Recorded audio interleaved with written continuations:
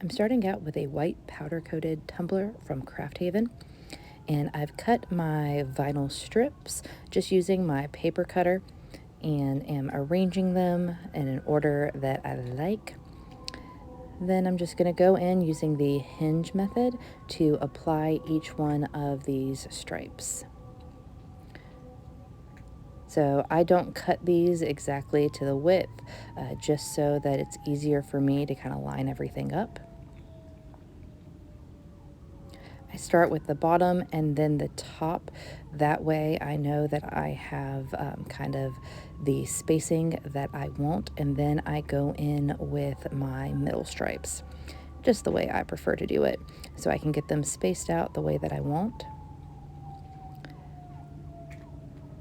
So I'm not doing equal spacing on these. I wanted just a little bit of variation. And I'm going to go through and cut everything in a straight line, so I'm not worried about where these stripes are really starting. I'm using this vinyl from Gracefully Created. It is removable, so I can adjust as I go. So if they're not perfectly straight, that's okay. I can pick them up and relay them. And then I'm going in with one of my favorite tools, which is my T-ruler.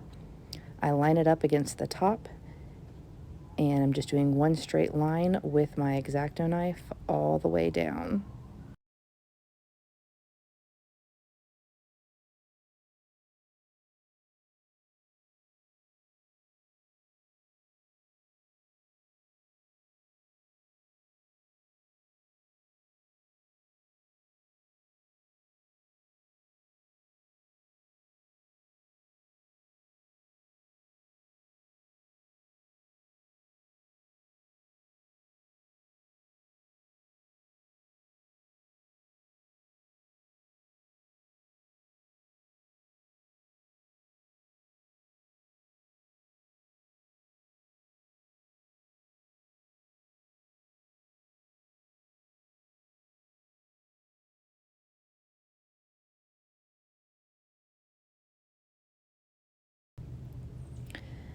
Then here I've taped off on my vinyl, and I'm going in with my magic tack from Adhesive Apothecary and one of their fluffy witch's broom brushes.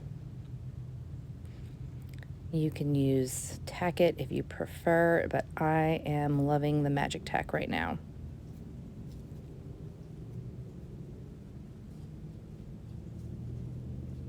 Just going to get a nice substantial coat on here, making sure that I don't have any streaks or any areas that are going to dry raised, because we are using mica powders.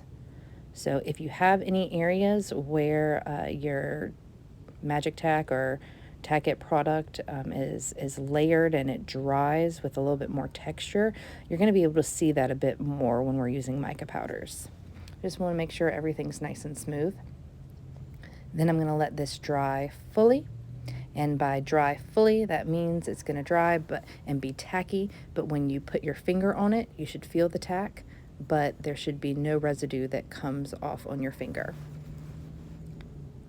Then I'm going in with my mica powder. This is from NMO, and it is so pretty.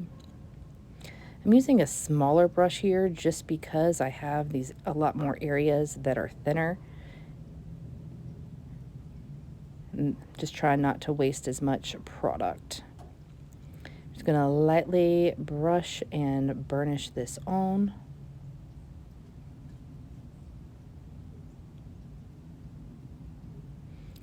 And you don't have to worry about any of the tack product getting on your bristles. That's why we do the finger test, just to make sure that nothing's coming off. So that way it's not going to get on your brush and cause any issues either.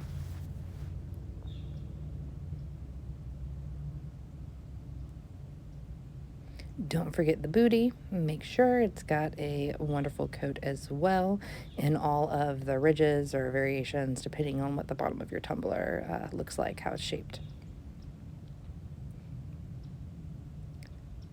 Once we have that done, we can go ahead and pull off the tape. By far one of my favorite and most satisfying parts of the process. I think everybody can agree they love a good tape pull.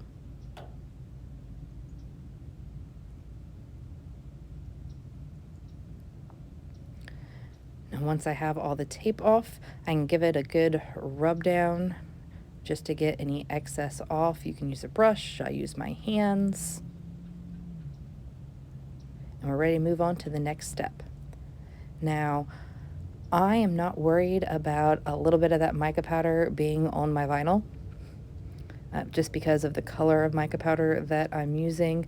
But if you want to make sure that there is no mica on here, I recommend using a dry brush over those areas and then possibly using a spray sealer.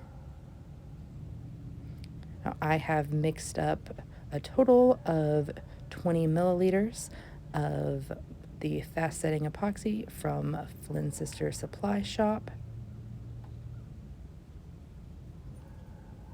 I prefer going bottom to top, and then I kind of use the pressure as I'm moving up to get any excess off and kind of wrap that over the bottom of my tumbler, and then that's the product that I use on the bottom. After that, I'm going in with my torch. This is from CCDIY, giving it a good once over just to pop any bubbles, and then we're going to let that spin and level out. Once I have everything sanded smooth, I'm going to give this tumbler a good washing just with warm water and some dish soap. Let it dry and then wipe it down with a microfiber so that we don't have any remnants or dust that's going to get underneath our vinyl stripes. My absolute favorite holographic vinyl to use is from Tech-it Crafts. It's just a higher quality overall. It is thicker.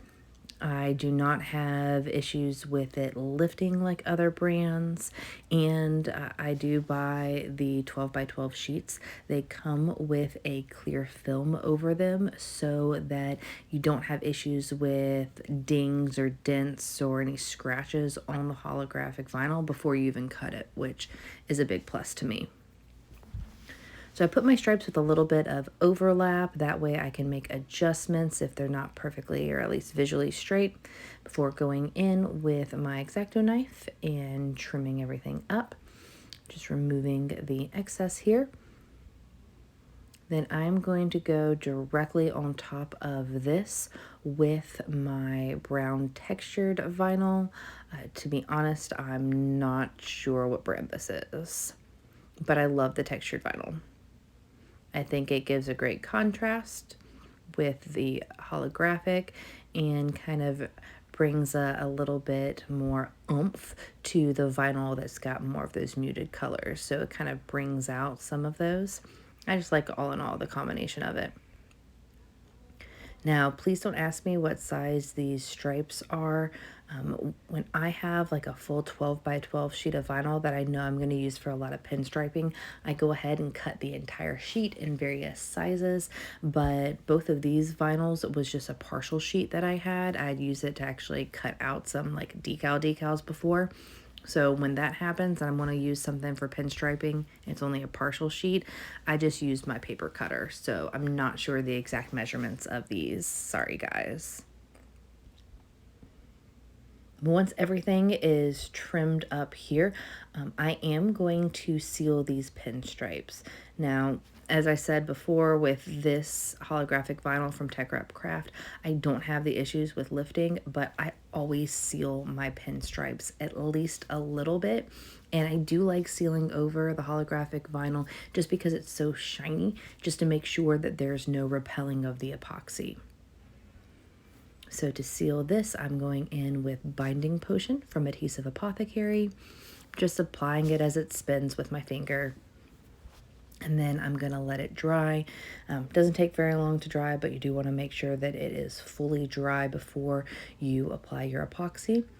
And for this layer of epoxy, I'm using the Artist Resin from Flynn Sister Supply Shop. I'm just going to give a nice good flood coat to the entire cup. I am going to go over it again with my torch just to pop any bubbles. After this coat, I am going to sand it down entirely again, including giving it another rim job around the top with my flap wheel. Wash it, and then I'm going to do my final epoxy layer, so it's going to come out perfectly, gorgeously smooth.